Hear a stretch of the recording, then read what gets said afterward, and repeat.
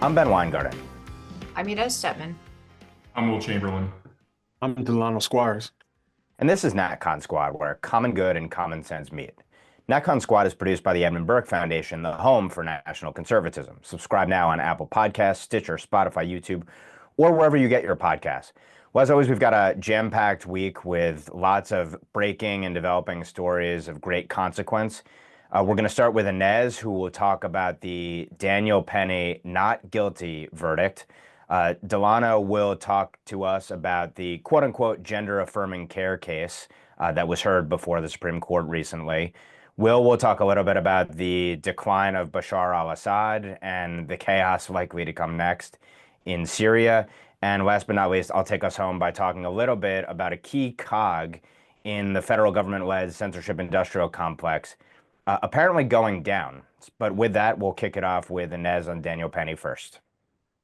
It's just been, it feels like so many optimistic weeks so far. It's very gratifying and enjoyable, but yet another piece of really excellent news coming out of New York City. Not a phrase I use very often. I think those Ben who lives in New Jersey probably feels similarly, but so we had an actual not guilty unanimous verdict on a second count.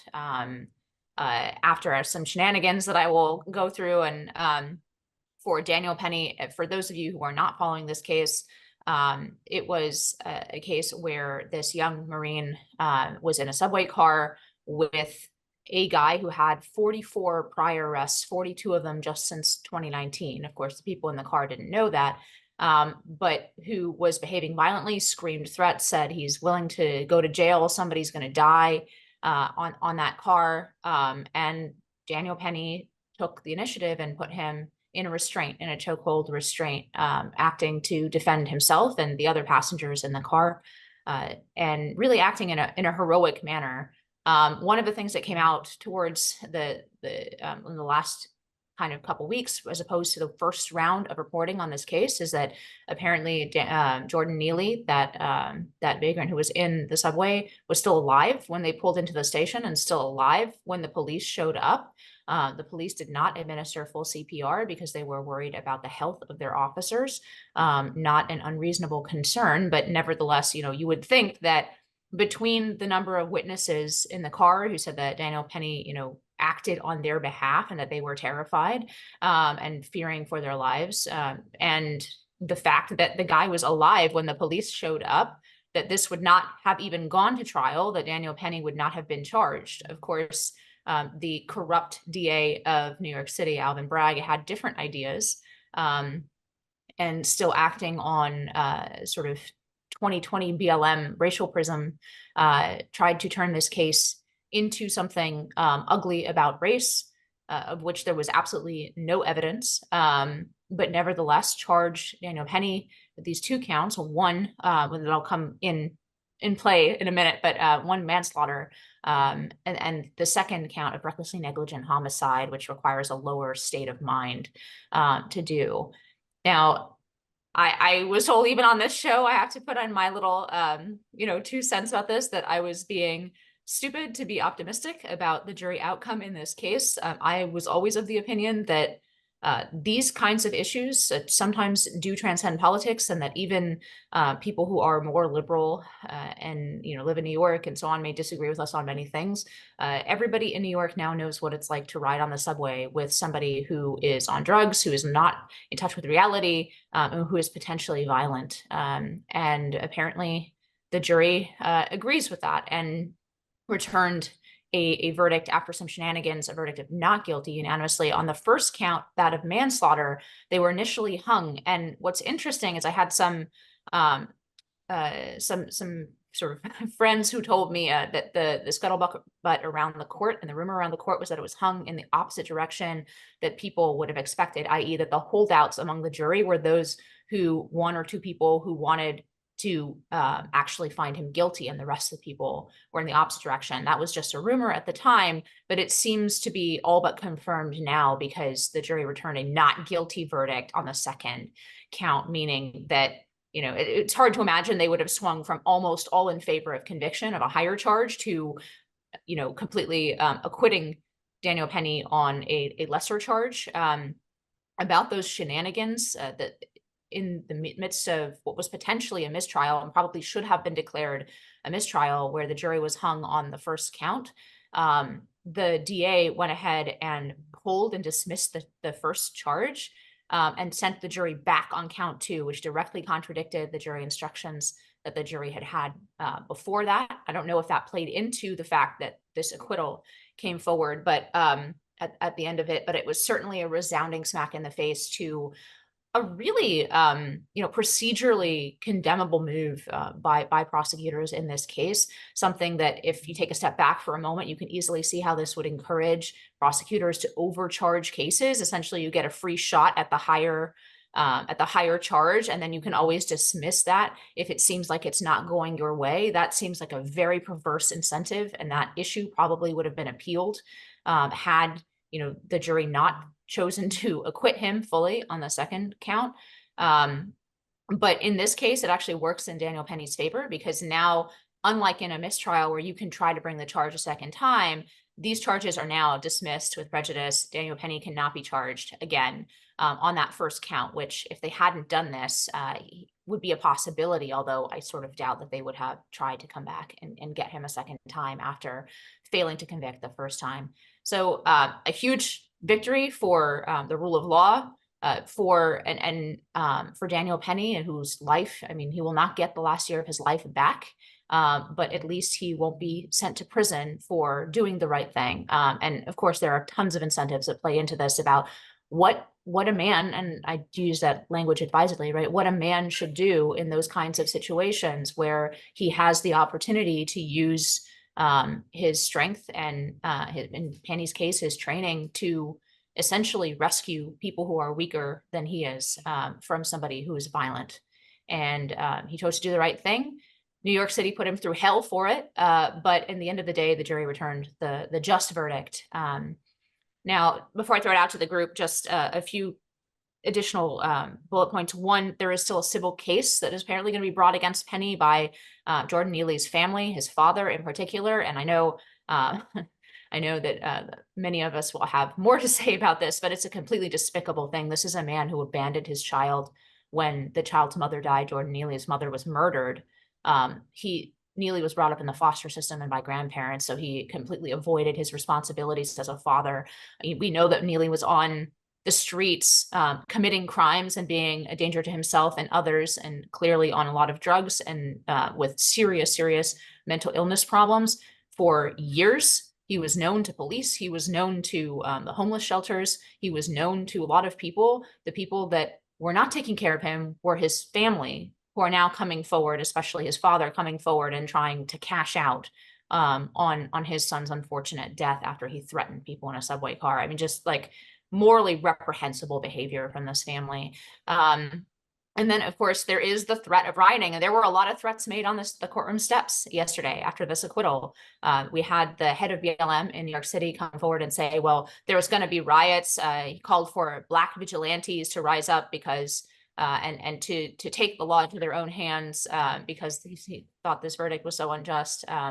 I'm curious what you guys think about this verdict, about the sort of white pilling effect of Eric Adams, the Democratic mayor, supporting this, publicly supporting Penny before this acquittal.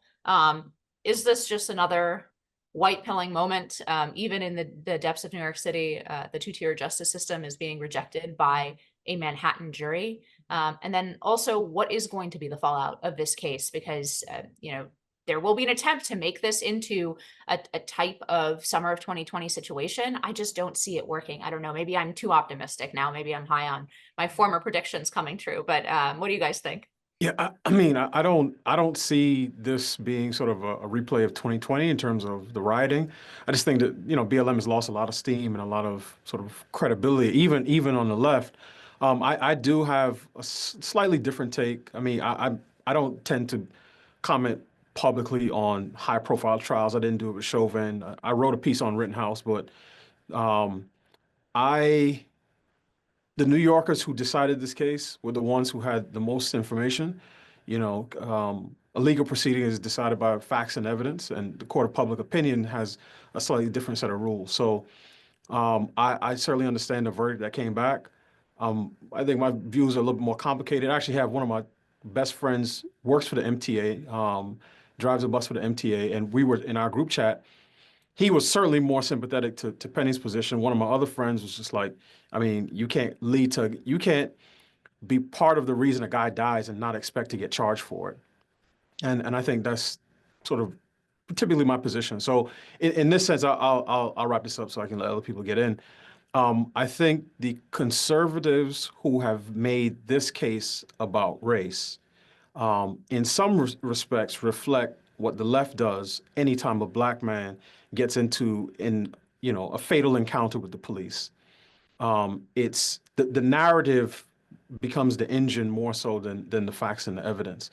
And I think that's troubling in many respects because it means it's difficult for us to process any of these issues from a principled, sort of objective, perspective. And it's typically politics sort of lights the fire and race oftentimes fans the flames. And I don't like what that means long term for us as a country. But I'm sure Penny and his family are happy he's free. And New Yorkers, I think, have spoken on that. Last thing I'll say is this. I think me and my friends were saying is that in our experiences, growing up in New York, riding subway, there's crazy and then there's selectively crazy. And one of my friends was like, look, man, they just could have ignored that guy and he would have went on his business. I don't know that. And clearly the people on the train were extremely afraid. And that's why I understand why Daniel Penny acted. I think there are other options other than a chokehold, but that was, all those things came out at the trial, and clearly the jury spoke. So, yeah, it's interesting to hear your take on this, Delano, because I really didn't see it. I saw this so much more about what aggressive homeless people on the subway, and there are aggressive homeless people and mentally ill people of all races. So it's sort of a question of like, what is the proper response of people to that, especially if they start threatening to kill people, which apparently Mr. Neely did. And so I was deeply sympathetic, obviously, to Penny because but I find myself imagining, I've lived in big cities. I lived in DC. I've been to New York plenty of times. And so it is extremely scary and troubling whenever somebody starts very aggressively misbehaving. And I think there's also a switch that happens once you have kids, especially if you have kids with you, because somebody behaving in that way, once you have a kid, becomes this much bigger and more scary problem than if you're just like a single man on the subway. So I think that's an interesting part of the dynamic. In general, I found this whole thing interesting because it's clear there were a couple of people holding out to convict, but then they gave basically, I think what happened in that jury room is that the rest of the juries who had just insisted on acquittal and didn't move an inch looked at them again and said, are we going to stick around here another week, or are you guys finally going to go along the rest of us and be willing to acquit? And I mean, because they aren't legally reconcilable. If you hung on the first charge, you should also hang on the second, because clearly it should be easier to prove the second charge. But given the way these circumstances worked out, and it actually worked out as well as it could have for Penny, because they can't bring the first charge again since they dismissed it and it was already to a jury, and he's got a not guilty in the second one. So there's going to be no more of this for Mr. Penny. So about as good as he could have hoped for.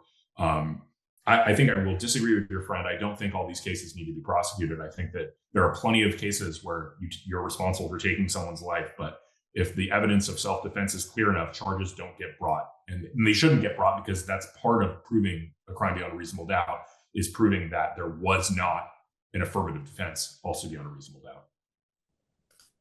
doubt. And to that point, I mean, I think it was the prosecution that injected race into the case. It was a radical prosecutor who herself, on the one hand, was lenient in a prior case towards a black perpetrator, but she's tried to make those on the other side with the wrong race in her perspective fry, essentially. And it was that zeal brought into the case and reflected in the charges, and then the way they tried to prosecute this in court, that I think injected race to the nth degree into it, as opposed to, this is a crazed person on the subway, here's someone who appears to be a good Samaritan protecting people, and we can evaluate whether or not it was essentially a reasonable and justifiable act that he took, and then what's the chain of causality between that act and ultimately what happened to Neely in this case. But I think it's unfortunate that it it was the political actor in this, namely the prosecution, Alvin Bragg's office, that made this into centrally a case about race. So I'm heartened by the verdict that the jurors apparently seemed to, despite the way that it was tilted, rule on what they felt the evidence suggested and who presented the better case. Beyond that, what the greater significance of this is, obviously, people are going to ascribe lots of significance to individual cases, anecdotes. Chris Rufo has I think, a pretty compelling piece out in IM 1776, short column, where he essentially argues that this is sort of the bookend to the George Floyd Chauvin case. This is the end of the BLM reign of dominance, essentially. We'll have to see if that's the case. It doesn't appear as of yet that there's going to be rioting as a consequence of this. But setting that aside for a moment, there's still a question of what is the deterrent to blue jurisdiction prosecutors like these going forward? Is the loss in a case like this and the sting of it and the political consequence to it potentially enough?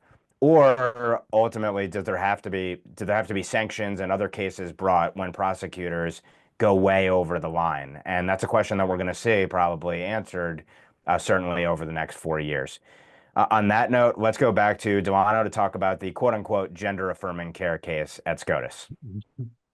Yeah, so last week there was a fair amount of attention to the Scrimeti case before SCOTUS. So this case deals with prohibitions on quote unquote gender affirming care from the state of Tennessee. And it was really a fascinating exchange between the U.S. government's, the solicitor, I don't know if it's solicitor general or the lawyers on the U.S. government side, and the representative from Tennessee, the lawyer from Tennessee, in terms of the arguments that they were making. So, the government side had to acknowledge that the popular sort of phrasing that gender affirming care is going to, lead to a decrease in suicides is something that's not actually substantiated by evidence, right? So they had to acknowledge that because, again, you can say a lot of things on MSNBC, but the standard of proof is much higher before the Supreme Court. Justice Sotomayor sort of, in my opinion, sort of flippantly compared some of these procedures. And let's be clear, because I know we don't do euphemisms on the show. When the left says gender affirming care, they're talking about puberty blockers, they're talking about cross-sex hormones, and they're talking about surgery. So that's double mastectomies, hysterectomies, genital surgery, which particularly on the drug side is certainly more common for younger minors, preteens. Even some 17, 18-year-olds can have had, either quote unquote top or bottom surgery. So it was just a fascinating set of exchanges. One of them that sort of piqued my interest, and I wrote about it with the Blaze, is how Justice Ketanji Brown Jackson compared these procedures or the law, right, and its prohibitions on, certain type, for instance, prohibitions on giving a girl testosterone. She compared it to prohibitions on interracial marriage. So she brought up the Loving versus Virginia case, which I thought was one of the wildest comparisons I've ever heard. And thankfully, the representative, the lawyer from Tennessee said, look, when you give a boy who has a testosterone deficit, he is growing sort of according to his sex. When you give a girl testosterone, you make her infertile. So there's a big difference between these two things. And in that respect, the law is not discriminatory. So it was a fascinating sort of exchange between the justices and the lawyers on each side. One of the things that concerns me is that I think on the right, things like bans on, quote unquote, gender affirming care for minors, boys and girls sports, men and women's locker rooms are seen as big cultural wins, and they are, but they're really low-hanging fruit, because if you pull all of those things out, but the underlying ideology remains, then, I mean, we're still in for a very long fight. And you can hear that underlying ideology when you hear Justice Alito refer to sex that's assigned at birth, right? And you hear conservatives using the language of the left, which just goes to reaffirm what I think many of us know, is that the left is always out for territory and terminology. They want control of institutions and the dictionary. And when you hear conservatives use their framing and their terms, that's an indication of how far the rot has set in. Yeah, I think you're onto something there. Obviously we're winning, on these sort of 60-40, 75-30 issues, 75-25 issues of, men and women's sports, things like that. But I remember listening to this SG Preligar's presentation, and immediately she's saying things like sex assigned at birth and also birth sex, as though there's a distinction between your birth sex and your adult sex.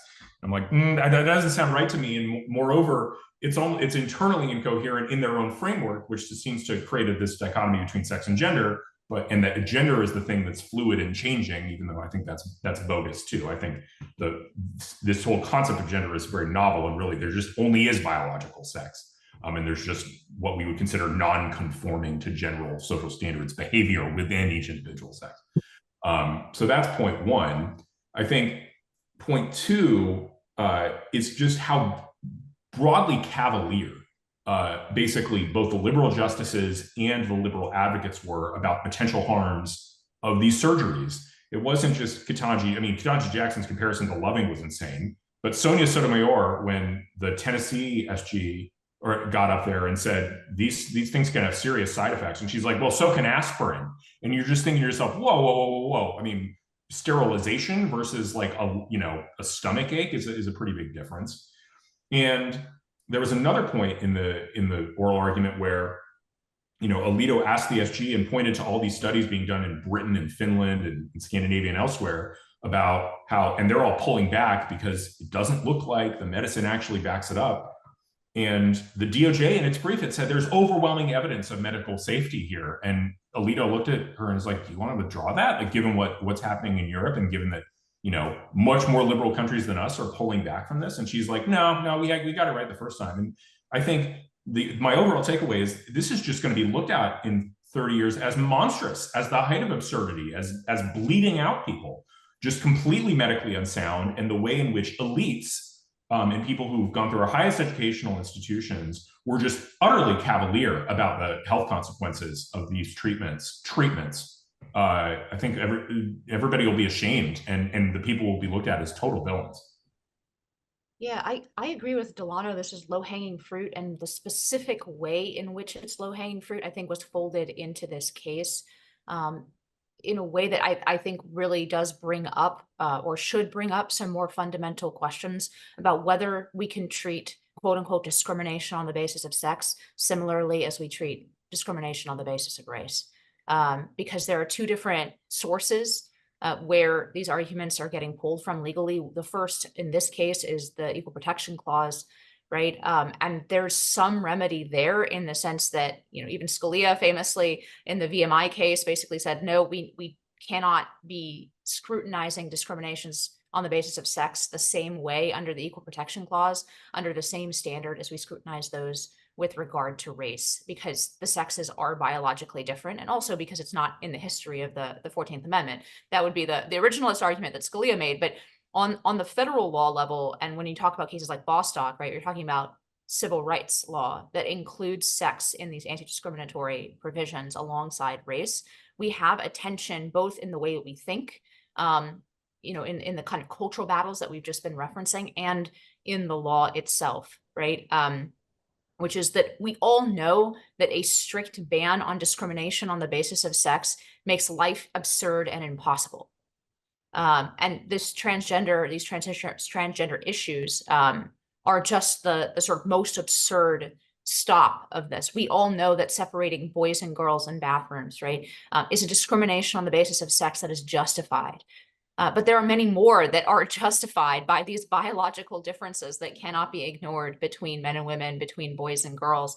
And I think this was really an issue in this case, because you have folks like Ketanji Brown Jackson and Sotomayor basically positing that any differentiation between the sexes should trigger constitutional scrutiny in that way. And that's obviously an unworkable thing. So yes, it's low-hanging fruit. I think you can take the W on women's sports, right? And proudly so. I think it's a good issue. It clarified some of those physical distinctions. But ultimately what's at issue here, and the reason that the liberals have a legal foot in the door, and the reason that Bostock was decided the way it was, frankly, on a textual basis, is because we have written into our law, especially in the Civil Rights Act, as opposed to reinterpretations that I think are illegitimate of the 14th Amendment. We have written in this quite strong language about discrimination on the basis of sex, as though those two qualities are comparable or legally workable. And I think we are going to have to rethink that. This is just the most absurd iteration of a standard that doesn't recognize the biological differences between male and female, and tries to look at any law like Tennessee's that actually does make those distinctions as something that needs to trigger some kind of scrutiny or review, as though that were as constitutionally problematic or legally problematic under the CRA as discriminating on the basis of race. And I think we're going to have to reconsider that, frankly. And that's not a popular position. The popular position is that, Gorsuch got it completely wrong in Bostock. And while I hate the outcome of Bostock, I can see his textual analysis. Like, it's not a crazy analysis of the laws that we have written down and passed. Just briefly, I always go back to kind of the first principle when it comes to radical gender ideology, which is that it's about making us reject our very nature. And with the leveraging of quote unquote gender affirming care and essentially sanctuary states for runaway kids, it's also about pitting parents against children and a revolution essentially in relations between not only the sexes, but again, between parents and kids as well, for cynical political ends. I think I agree that Delano is onto something where maybe, and I don't know if this was more rhetorical or if it was philosophical, you even had Alito using the language. I don't know if it's a concession to the idea that the language is actually legitimate, but the American people broadly reject when they see the asinine outcomes that occur, and I think in their hearts know that obviously there's a difference between men and women, and you can't just shift between one and the other, that there's something fundamentally and morally wrong, and there's a rot in it. But I still think that the reason that you have the wins and the most extreme issues, and only in a legal context, is because there's not really a compelling counterargument. There's either a lack of courage of convictions, there's not a deep thought through response ultimately in the culture, or there's just this fear of offending. And I do think that the fear of offending is definitely powerful and pervasive. And so when you leave it to the courts at the end of the day, and the Supreme Court, to deal with these most extreme circumstances, and you have a left that's constantly trying to delegitimize the court, at the end of the day, it's unsatisfactory. And maybe we will look in 30 years or 50 years, and the science itself from Europe, which is on this issue, the one issue where the Europeans are far more advanced than us, maybe it will be that ultimately you have sort of like a preference cascade, and this whole gender ideology racket and monstrosity comes crumbling down. But I do not think that we have seen yet the real fight within the culture about the fundamental principles and values that are being set forth, the precepts that lead to these absurd outcomes that people have rejected. I don't think we're there yet. On that note, we'll transition over to Will to talk about Syria. All right. Yeah.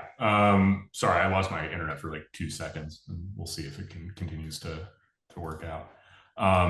But anyway, so obviously massive news this week in Syria. You had the fall of Bashar al-Assad, and it really came in for about maybe 10 days total of fighting. The Islamists in the northwest, led by this guy al-Jawlani, managed to take over Aleppo and then Homs and then Hama. And it's pretty clear that the Syrian Arab army under Assad just really didn't have any gas left. There's nothing holding it together. And so the moment it was given a shove, they just essentially disintegrated into, dissipated, I think is actually the better word, because it's just there is no army left. They're all gone. They just, took off their clothes and took off their uniforms and went back to being civilians. So this, creates a lot of really interesting problems for both the Americans and the other countries in the region, Israel as well. First off, you've got, now we don't have an Iranian ally leading Syria, which means that Hezbollah is even further going to be weakened. And I think, honestly, you can look at the whole thing in Syria as basically the knock-on effects of October 7th. The consequence of October 7th was the massive diminishing of Hezbollah, which was a major military benefactor of Assad. And then you also have Iran weakened. They were the primary patron. And then Russia, too. Russia being weakened in Ukraine means they didn't really have resources to give to Assad. And without that, you just didn't have enough gas to hold on to the country. I don't necessarily think there's going to be an improvement. There are a lot of people who've seen, Josh Rogan and others talking about how Syria is finally free, how wonderful this is. And I mean, all you have to do is look at the resume of the guy who just led his army into Damascus. And the resume of this guy, he's got 13 years in Al-Qaeda, maybe 7 Al-Qaeda proper, and then another 7 in the Islamic State in Iraq. I'm almost impressed because you got to think, I think about like playing something like Diablo in hardcore mode. You got to imagine that, if you're a member of a hardcore Islamic terrorist group that's been at war with the United States for 20 years and you're still here to talk about it, it's almost impressive in terms of your survivability. But it doesn't really bode well for us. It means that we've managed to hand the government of Syria over to a bunch of lunatic Islamists. I'm not sure it's a great thing. I think Israel, I know, is getting a buffer state, or not a buffer state, but it's taken some small amount of territory inside Syria, and there's other kind of, Turkey's obviously behind the Islamists in the northwest, and there's the Kurds who still control a large part of the northeast of the country. So there's a lot of instability, a lot of craziness. I don't think things will necessarily improve, but. Man, I think if anything, what you're really seeing is the knock-on effects of 10/7 and how bad that's been for the Iranian access. Let me talk about, I guess, sort of the good and the bad.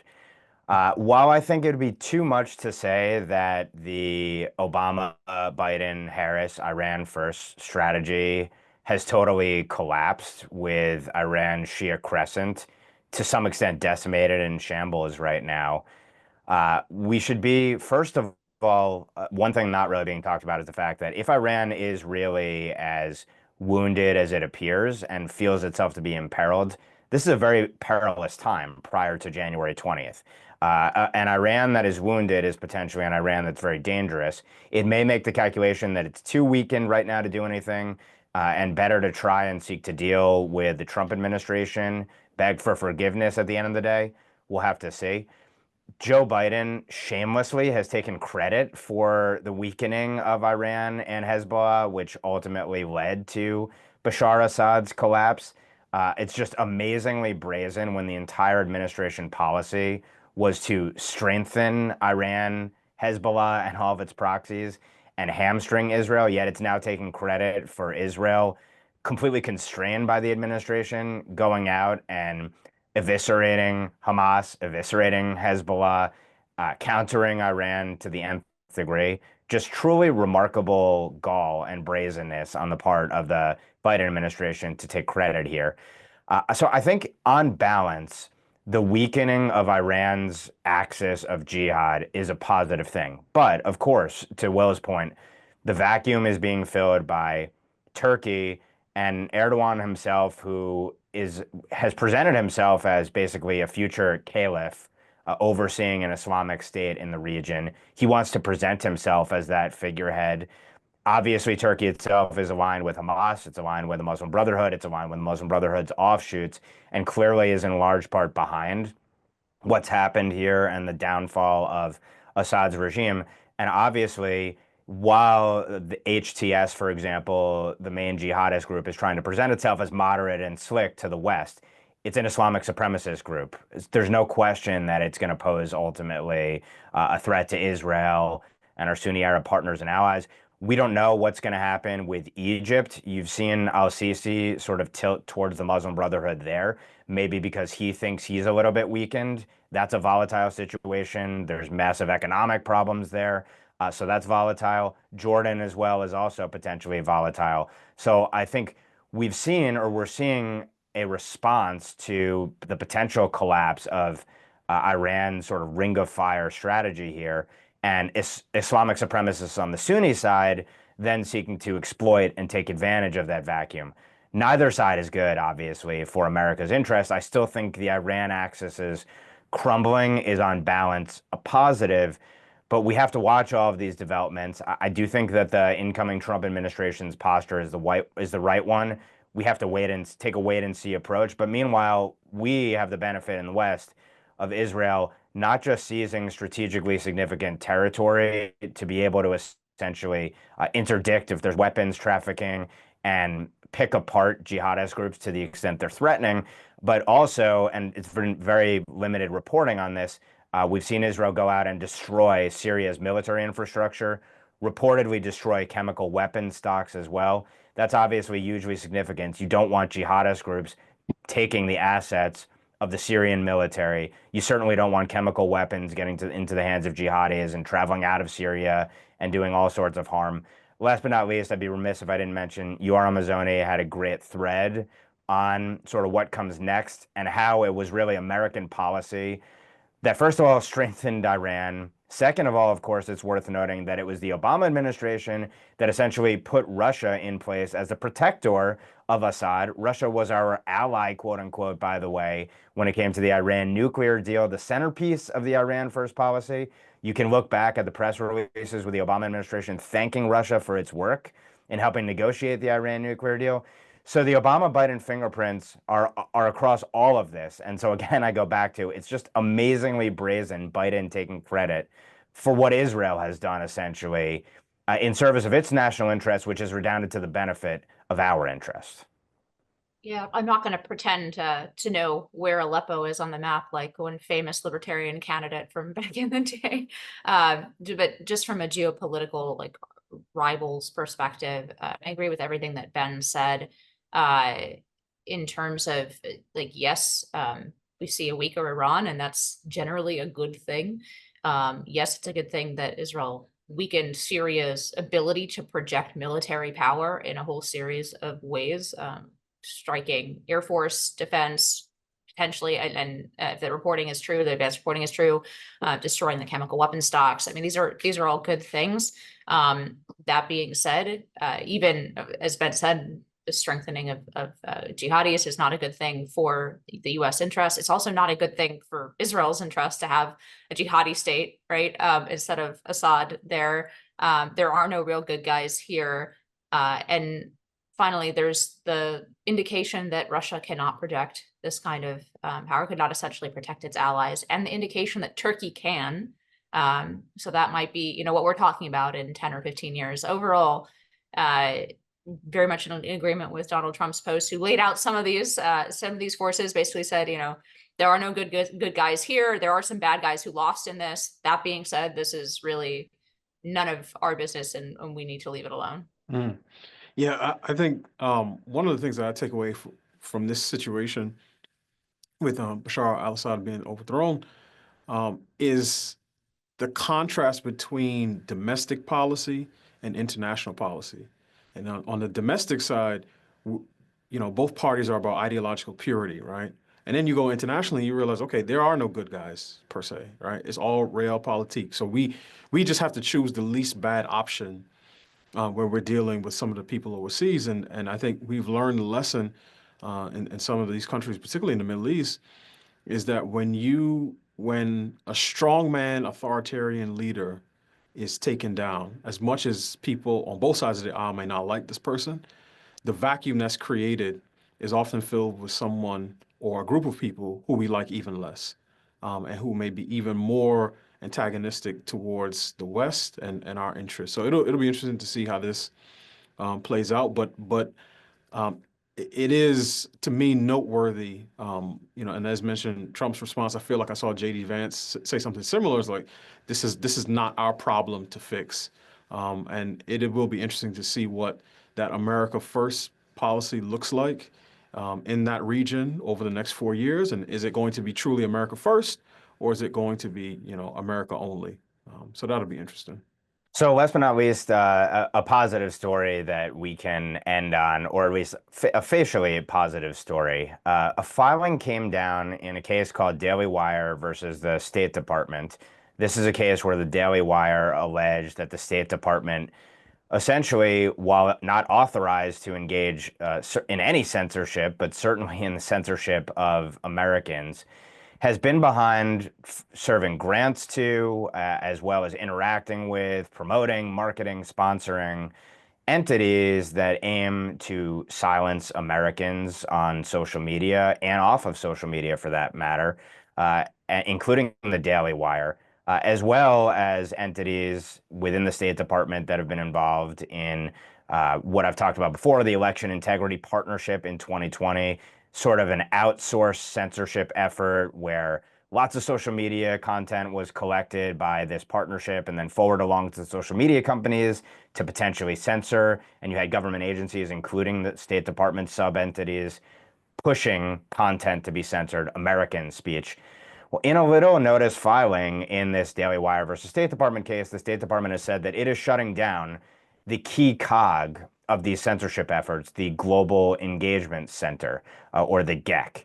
The GEC, like many aspects of the censorship industrial complex, was set up purportedly, ostensibly, to combat foreign adversaries, to counter-propagandize, and then ultimately to sort of build up a store of here's the mis, dis, and malinformation that's being trafficked by the Chinese or the Russians or jihadists, and then to put out counter messaging to make American stakeholders aware of the propaganda coming down, et cetera. But as I noted, the GEC in particular has been involved in, for example, putting forth grants to the likes of NewsGuard, which seeks to defund American quote unquote mis, dis, and malinformation and targets conservative publications for destruction of their business models in that effort, as well as the GDI, the Global Disinformation Index, which is sort of also blacklisted largely conservative and independent media. So the GEC's authorization was set to terminate towards the end of this month, December 23rd. And in this filing, the State Department said they've given notice to Congress that given that they expect the GEC not to be reauthorized and extended for another set of years, that they are going to be essentially shifting the staff out of the GEC and winding down its activities. Now, the devil is going to be in the details here. We'll see if that's actually the case. We know that in the upcoming NDAA military funding bill, that there is no extension of the GEC. The GEC was authorized originally under an NDAA, I think back in 2017. So on its face, at least, this looks like a key cog of the censorship industrial complex has been wiped out. The State Department itself fought very hard for it in recent months. They sort of did a PR push to say, look at all the positive things the GEC is doing to combat our adversaries. So it's not as if they believe that the functions fully ought to go away, nor has the State Department conceded that the GEC was involved in directly or indirectly targeting disfavored American speech. But the fact that it was not extended, it seems, by Congress, I think looks like a very positive thing. And the fact that it seems as if they're going to be shuttering also seems like a positive thing as well. Open questions exist, of course, like are these functions just going to be now decentralized? Is it going to be even harder to combat them down the road? And then also, is this presaging what's going to come under a Trump administration where a couple years ago, Donald Trump put out a video, an Agenda 47 video, talking about how he intends to defund, dismantle, and destroy the censorship industrial complex. And we'll see if this is an opening salvo there, essentially, from the Republican House, or if this is just the first in a series of steps for, like every left-wing entity, essentially, to restructure, reorganize, burrow more deeply and in more sinister fashion and continue doing what they've been doing before. But that said, on its face at least, this looks like a win and a blow to the censorship industrial complex. Curious what you all make of it and what you see happening coming down the pike under the Trump administration with respect to free speech. Unfortunately, I tend to fall on the kind of more pessimistic side of your two options, Ben. I remember back in the day with Nina Jankowicz, and what was it called? It was the Disinformation Governance Board, right? The Ministry of Truth, yeah. When that was disbanded or that plan was abandoned due to outcry, like public outcry, and the obvious Orwellian nature of that, most of those functions just were distributed among different agencies and in a quieter fashion. And I think there's probably going to be a lot of that going on between now and January 20th. There's an attempt to essentially to continue the functions of the administrative state, the deep state, to hide them from elected scrutiny in the form of an incoming president. And I suspect that's what this has to do.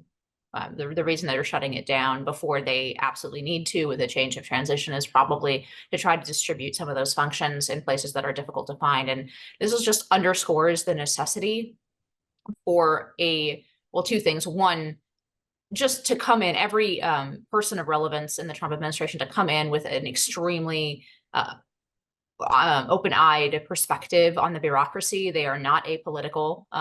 They are going to be working at cross purposes with you, and you should see them as your enemy as you come in, even though you're ostensibly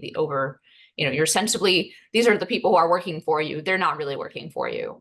They will be working against you in almost all different aspects of these agencies. And two, it underscores the necessity, because there are so few carrots and sticks that those elected appointees coming in, or appointees by elected officials, by ultimately the president, coming in on top. There's so few ways for them to control the bureaucracy, because it's very, very, very difficult legally to fire anybody from the federal government. So, you need various tricks and how to get around these boards. And that's one, we need people with that kind of bureaucratic expertise. But two, it cries out for reform.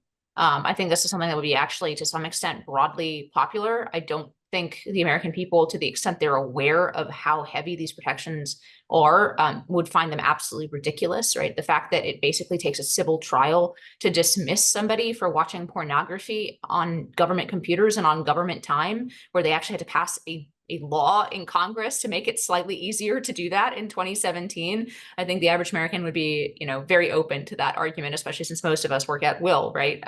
Federal bureaucrats do not do that. So I think this is something that has been long ignored by the Republican Party. I'm happy to see it take a little bit in the first Trump administration, a little bit of precedence, but there are some things that can be done administratively. There are more things that can be done legislatively, but overall, this needs to be in the top several issues, because it affects everything. The fact that we have an entire unelected government that can't be fired and continues to operate at cross purposes with the people that we do elect is wildly unconstitutional.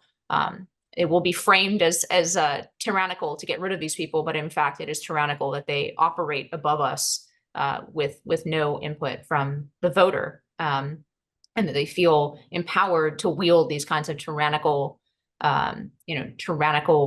powers against their fellow citizens on their own recognizance rather than needing to stand for election. It is a scandal in itself, and I hope it's one that will be rectified under the Trump administration in a serious way. Yeah, I am glad to see these people go. I think I'm more confident that bad things will start happening to these departments in state. I mean, I think I'm confident, given the appointments that I'm seeing coming out of the Trump administration, that things are going to be different this time around. I think one flag we can obviously just do is I think Rubio will be an excellent Secretary of State, but you've also got Mike Anton, who's the director of policy planning, who's going to be the director of policy planning of the State Department. He's the guy who wrote the Flight 93 election. He's OG, on the America First side.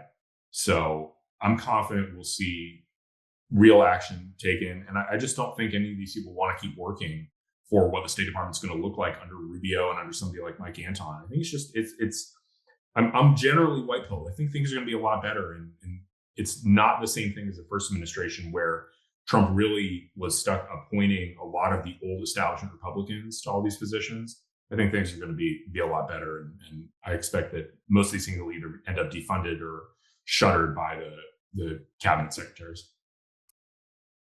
Yeah, I think I agree with Will in terms of being optimistic about what the second administration will look like versus the first. I think particularly over the last 4 years, everyone's eyes have been open on how both the government and then certainly in collusion with social media and private sector companies have been stifling free speech. I think it's sweet revenge that Trump appointed or nominated Jay Bhattacharya, I think, to head up NIH, right? The way that he was mistreated and other physicians who brought attention to COVID and just, wanted to talk about things the way scientists do. and was shut down and slammed as conspiracy theorists and accused of spreading mis and dis and malinformation, right? To terms that weren't even part of the lexicon 10, 15 years ago. So I think people are tired of the feeling that they can't speak their minds and say what it is that they want to say without fear of reprisal from the government. So I'm looking forward to what that looks like.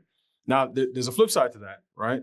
Which is where platforms are so open that people can say anything, and then you get into issues of slander and not even hate speech, but there are ways in which people speak that make it so that people, even regular normies say, you know what, I'm tapping out, on this particular platform. So it's a balance that needs to be struck, but I don't think the federal government should be putting a thumb on the scale to try to determine, what's truth and what's not, especially people who can't even tell you what a woman is. So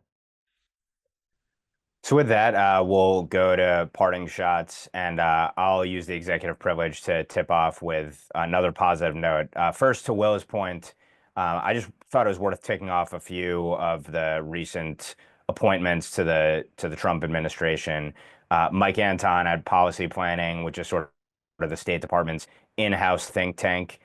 This is someone who's spoken before NatCon, before, to Will's point also, he was kind of the Trump intellectual from the beginning, the Flight 93 election, one of the most influential essays probably of the Trump era, really made a mark and put a foot in the ground firmly for the intellectual case for Trump and America first. So that's a hugely significant appointment. Another one in terms of going from injustice to justice, Harmeet Dillon as, I believe it's Assistant Attorney General for Civil Rights, replacing Kristen Clark. I mean, what a turnaround. Kristen Clark is someone who has basically eviscerated civil rights. Not only is there substantial evidence of her animus towards Jews historically, and this is someone who's in charge of civil rights at the DOJ. And civil rights, by the way, at DOJ has typically been a hornet's nest for our actual civil rights, especially under Democrat rule, but also someone who has gone after those who would dare to try and force election integrity measures within the states. Someone also who may have committed a crime, perjuring herself during her confirmation hearings as well. So good riddance to the current Assistant Attorney General for Civil Rights. And Harmeet Dillon, obviously someone who has been a dogged defender of civil rights in a whole slew of areas, on election integrity, on free speech, on COVIDian tyranny, and beyond. And just one of many remarkable flips we've seen in terms of the targeted, in many cases, actually coming in now to office in the next administration. And then last but not least, also, Mark Paoletta has been a dogged defender of civil rights, fought against the lawfare inquisitionists, and he's going to come in at OMB rather, as general counsel there, reprising a role from the Trump 1 administration. These and others, and last but not least, my friend Monica Crowley in at Department of State as well. Kudos to all these folks, and what a remarkable change in personnel in so many different areas. And obviously that's going to lead to a dramatic change in policy. Yeah, second all of that. You took my final thought, Ben, because I was also going to list off some of the great appointments that we've seen coming out in the last few days. I guess I'll close then on reiterating, or I guess expanding on a point of the first segment on Jordan Neely, and on this argument that, like, essentially this is part of city life, and that's not what Delano was saying, I don't think, but that we ought to be able to define sort of which one of these, often out of touch with reality people on the subway is actually violent versus one that isn't. This is always inevitably going to happen, and that's points the moral finger right back at politicians and others and activists who make it so that Jordan Neely was on that train. Right, this is a guy with 44 former arrests, some of them violent. Clearly somebody with major mental, I don't even like the word mental health, because that usually indicates things like depression and anxiety these days in the therapeutic terms. No, this guy had like something probably along the lines of schizophrenia.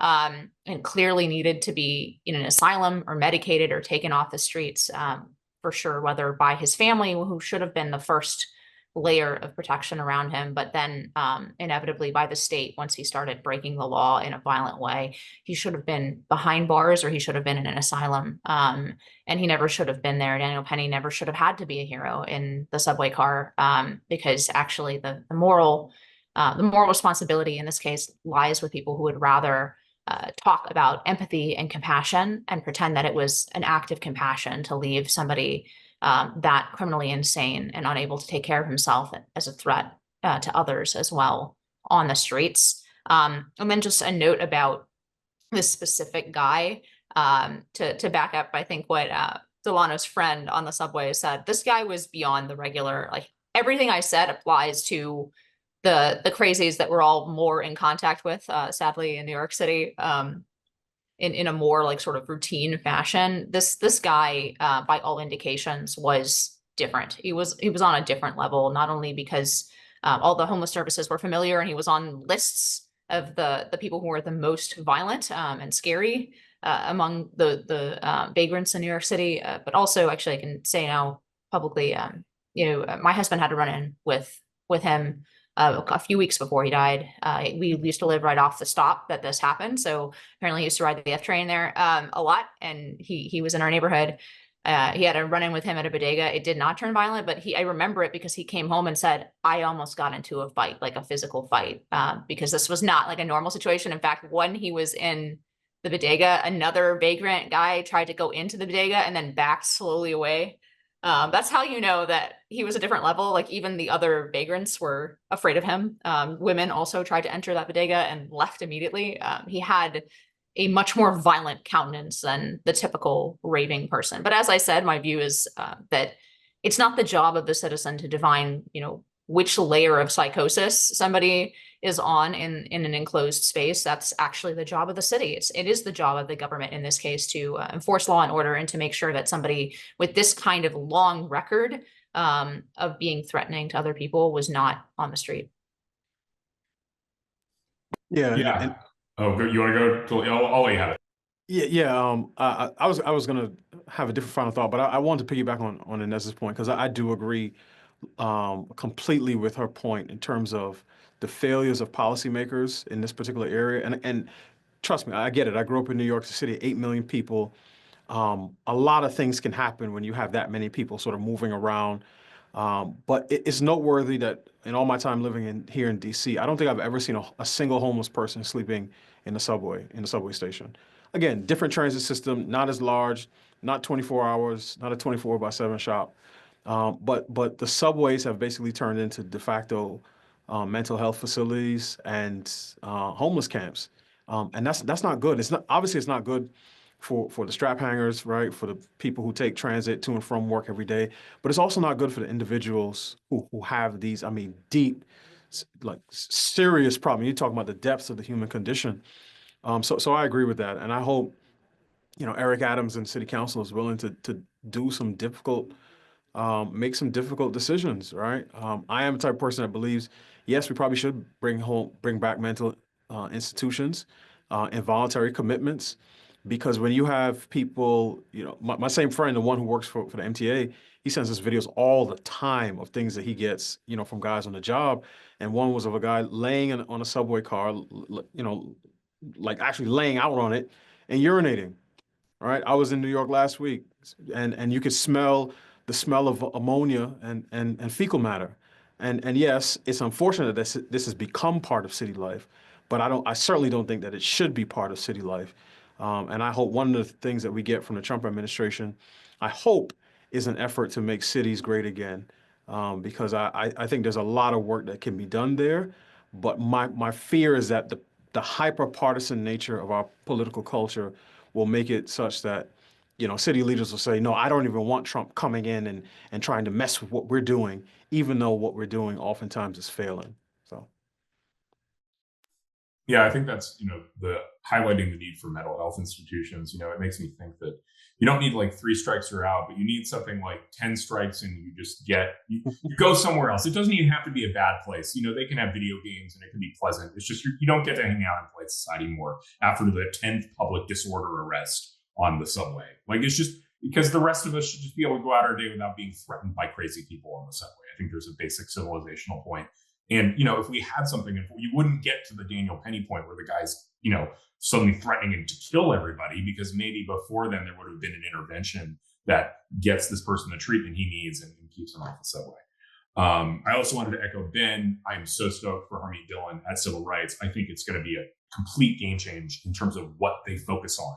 And really, I mean, there's so many obnoxious things that the Civil Rights Division has been doing. I mean, think about abortion. I mean, they've been unbelievably aggressive in prosecuting the FACE Act, but not against people who are desecrating churches or disrupting church services, only for abortion clinics. So that's a really good example. I think one thing we didn't really talk about is the fact that they arrested the guy who killed that health insurance CEO. That went under the radar here. I gotta say, it's remarkable to me how many of these hard left accounts I see say things like Daniel Penny deserved to be in jail, but that the guy who killed the health insurance CEO is a hero. It's like, that combination is just straight up anti-civilization. And it's like, I honestly think those people are very dangerous, and I hope they never ever get what they want. It's a good reminder of like, no, what these people's beliefs are is that it's totally justified to kill someone who runs an industry we don't like, but not justified at all to kill somebody who's threatening to kill everybody in a subway passenger train. They're just fundamentally anti-civilization, and you got to think that, you know, maybe they aren't killing you out of pragmatism, but like if there was a communist revolution, they know what side they'd be on, and it's not yours.